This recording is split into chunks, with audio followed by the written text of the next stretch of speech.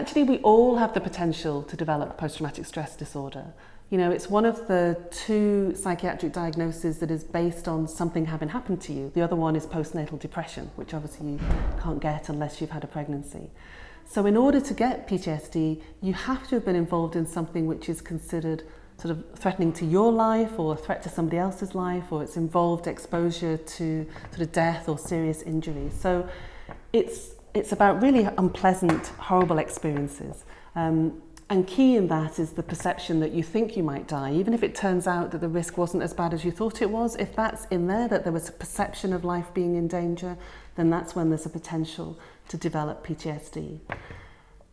People are remarkably resilient. So most of us, when something awful happens, we manage to bounce back. We pull on our social supports, we pull on our internal resources, and in some way we're able then to kind of really regroup and kind of carry on.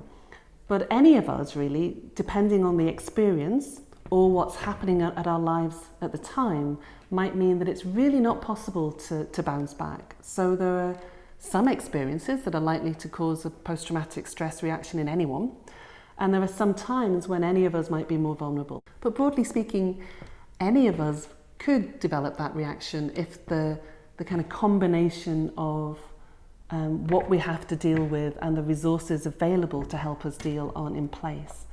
It's important to know that the only thing that is statistically significant in preventing people getting PTSD is social support. It's not what age, gender, previous mental health, those things, they're in the mix, but they're not as significant as how much social support you get. So if you get good social support after you've had a trauma experience, that's really protective.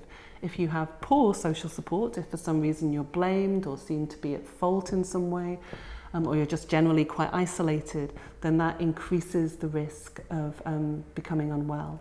And we can understand that, can't we, is that the task after a traumatic experience is to make a memory, is to kind of come to terms with what the experience means.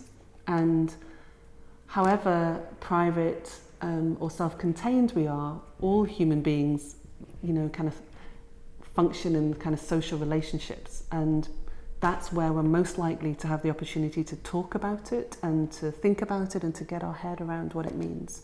And if that isn't available, then that's more likely for the people who are going to have difficulties.